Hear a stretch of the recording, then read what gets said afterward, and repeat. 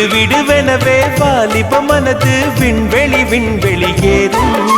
மன்னவா ஒரு கோயில் போய் இந்த மாளிகை எதற்காக? தேவியே என் ஜீவனே இந்த ஆலயம் உனக்காக.